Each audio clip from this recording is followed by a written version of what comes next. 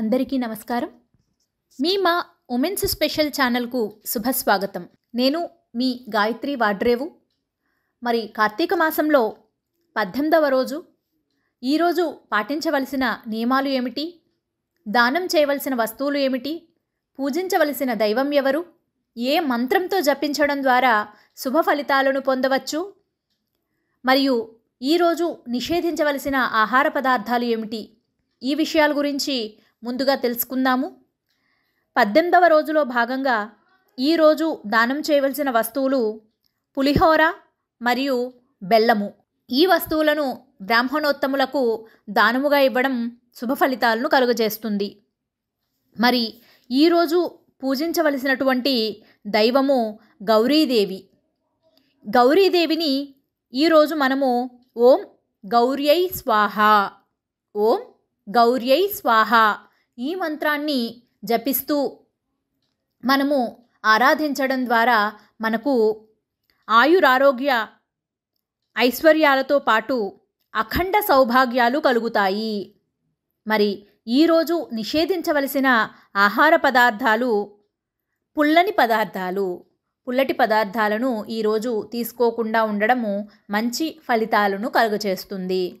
మరి కార్తీక మహత్యాన్ని తెలిపేటటువంటి కార్తీక పురాణంలోని 18వ అధ్యాయాన్ని గురించి ఈరోజు తెలుసుకుందాము. మరి 17వ అధ్యాయంలో అంగీరసుడు చెప్పినటువంటి విషయాలను మునులు అలాగే స్తంభ బ్రాహ్మణుడు వారు అందరూ కూడా తెలుసుకున్నారు. మిగిలిన విషయాలను అంగీరసుడు ఇంకా ఇలా చెప్తున్నాడు. స్తంభము నుండి పుట్టిన పురుషుడు అంగీరసుణ్ణి ఈ విధంగా అడుగుతున్నాడట. మునీంద్ర, మీ దర్శనం చేత మీ బోధల చేత జ్ఞానవంతుణ్ణి అయినాను. నీవే నాకు తల్లివి, తండ్రివి, గురువువి, దైవమువు. నేను నీ శిష్యుడను. పాపాత్ముడైన నేనెక్కడా? నాకీ సద్గతి ఎక్కడా? నా వంటి వానికి మీ దర్శనం ఎక్కడా? ఈ విష్ణు సన్నిధి ఎక్కడా?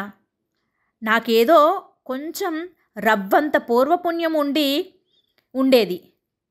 అందుచేతనేనేమో ఇవన్నీ కూడా నాకు సమకూడినవి. దయయుంచి నాకు మరికొన్ని విషయాలు చెప్పండి అని స్తంభపురుషుడు అంగీరసుణ్ణి అడుగుతున్నాడట. ఏమని అడుగుతున్నాడు అంటే, మనుష్యులు కర్మలు ఎలా చేస్తారు, వాటి ఫలితాలు ఎలా ఉంటాయి, అసలు ఆ కర్మలు చేయు వేళ ఎలాంటిది, ఎవరిని గురించి చేయాలి, ఇవన్నీ కూడా నాకు చెప్పి నన్ను ధన్యుణ్ణి చేయండి అని ప్రార్థించాడట.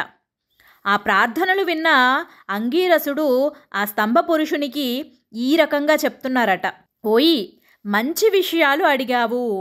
ఇది లోకమునకు ఉపయోగించు విషయము.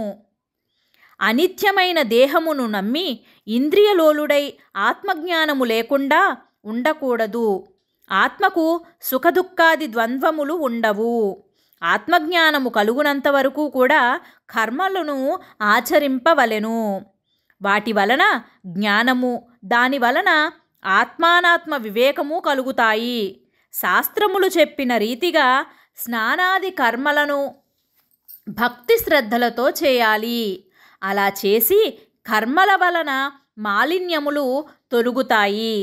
వర్ణాశ్రమ ధర్మములను పెద్దల వలన తెలుసుకొని మనము ఆచరించాలి అని ఇంకా కొన్ని విషయాలను అంగీరసుడు మునులకు అలాగే స్తంభ పురుషునికి ఈ విధంగా చెప్తున్నాడట.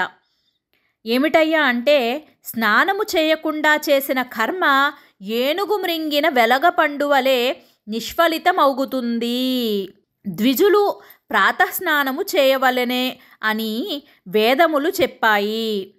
ఎల్లప్పుడూ ప్రాతస్నానము చేయలేని వారు తులా సంక్రమణము గల కార్తీక మాసమునందు మరియు మాఘమాసమునందు వైశాఖ మాసమునందు తప్పక స్నానము చేయవలెను. ఇలా చేసినచో ఉత్తమ గతి కలిగి వైకుంఠమునకు పోవురు.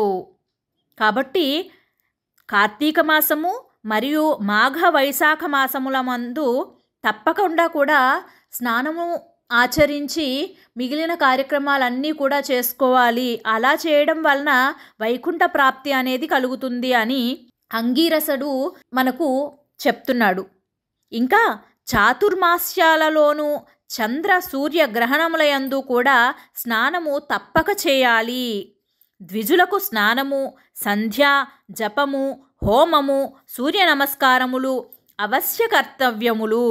ఇవి చేయనివాడు కర్మభ్రష్టుడగుతాడు.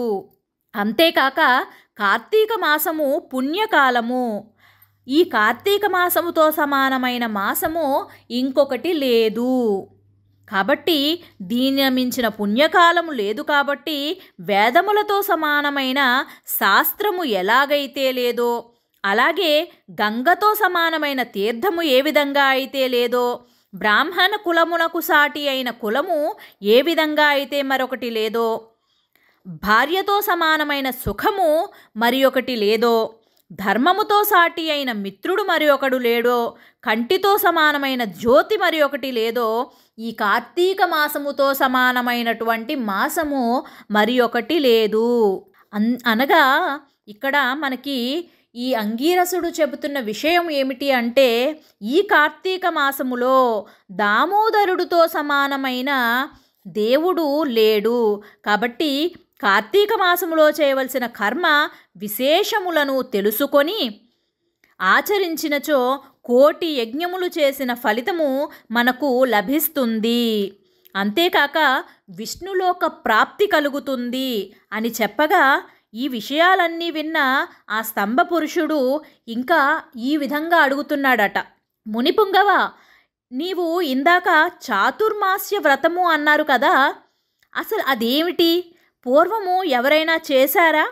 ఒకవేళ చేస్తే గనక దాని ఫలితం ఏమిటి? ఒకవేళ చేసినచో కలుగు పుణ్యాలు ఏమిటి? దయచేసి నాకు తెలియచేయండి అని అడగగా, అప్పుడు అంగీరసుడు ఇట్లు చెప్తున్నాడట. ఓయి బ్రాహ్మణోత్తమ, నీవడిగిన ప్రశ్నలన్నీ కూడా లోకమునకు మేలు చేసేవిగానే ఉన్నవి. కాబట్టి చెప్తాను వినండి.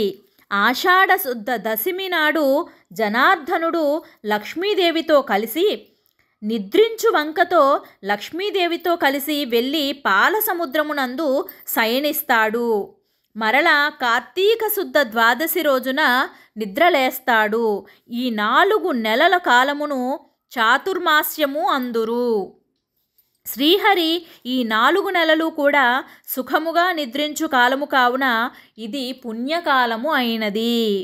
ఈ సమయంలో హరిధ్యానముతో ఏ పుణ్యకార్యము చేసినను కూడా అది అనంత ఫలితాలను కలుగచేస్తుంది. దీనికి కారణము కృతయుగములో విష్ణుదేవుడే స్వయంగా నారదుడికి చెప్పాడట. ఎలాగా అంటే, ఒకప్పుడు కృతయుగములో వైకుంఠముతో నారాయణుడు లక్ష్మీదేవితో కలిసి సర్వదేవతలను కూడా సేవించుచూ ఉండగా సింహాసనం పైన కూర్చుండి ఉన్నాడట. అంతలో అక్కడికి నారదుడు వచ్చి వాసుదేవుడికి నమస్కరించాడు. ఆయన నారదుడితో ఆదరముగా చూసి, నారదా, నీవు సంచరించు లోకములలో అందరూ క్షేమము కదా? ఋషులందరూ తమ తమ ధర్మములను ఆచరించుచున్నారా? మనుష్యులు కూడా సర్వధర్మములు నెరవేర్చుచున్నారా అని అడిగారట. అలా అడిగిన నారాయణునికి నారద మహర్షి ఈ రకంగా చెప్తున్నారట. ఆ వార్తలన్నీ కూడా విని ఈ సభలో అందరికీ కూడా వినిపించండి అని నారద మహర్షిని అడగగా, నారదుడు ఇలా చెప్తున్నాడట. ఓ జగన్నాథ, భూలోకముల యందలి మునులలో చాలామంది వేద మార్గము విడిచి ప్రవర్తించుచున్నారు. సామాన్య జనుల వలె ప్రాపంచిక సుఖలోలులై ఉన్నారు. స్వధర్మమును విడిచినారు. తినకూడని వస్తువులను తినుచున్నారు.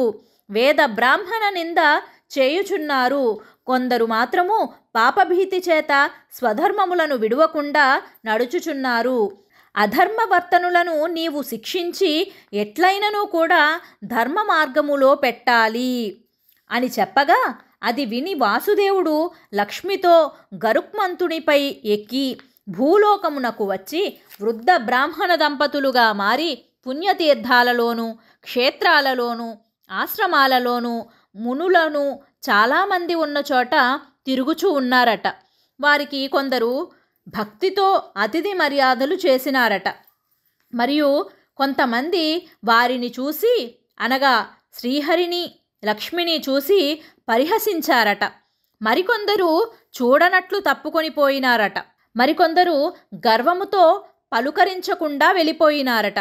కొందరు గర్వముతో పలుకరించకుండా పోయినారట. మరికొందరు తమ భార్యలతో కామ ప్రవృత్తి కలవారై ఉన్నారట. కొందరు తమ పనులలో మునిగిపోయి ఉన్నారట. మరికొందరు ఉపవాసము చేయు దినములలో కూడా అన్నము తినుచూ ఉన్నారట. కొందరు శ్రీహరికి ప్రీతికరమైన ద్వాదశ్యాది వ్రతములను చేయకుండా ఉన్నారట. కొందరు తినరాని పదార్థములను తినుచూ, మరికొద్ది మంది మాత్రము జ్ఞానులై ఆత్మవిచారణ చేయుచూ ఉన్నారట.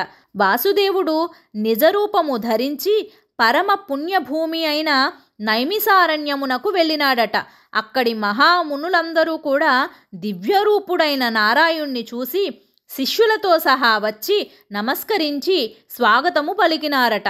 జ్ఞానసిద్ధుడు మొదలైన మునులందరూ కూడా హరి ఎదుట నమస్కరించుచు నిలిచి హరిని స్తుతించినారట.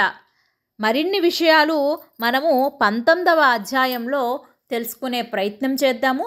మరి 18వ అధ్యాయము సంపూర్ణము. ఈ వీడియో మీకు నచ్చినట్లయితే దయచేసి మా ఛానల్ని సబ్స్క్రైబ్ చేయండి, లైక్ చేయండి, షేర్ చేయండి. ధన్యవాదములు.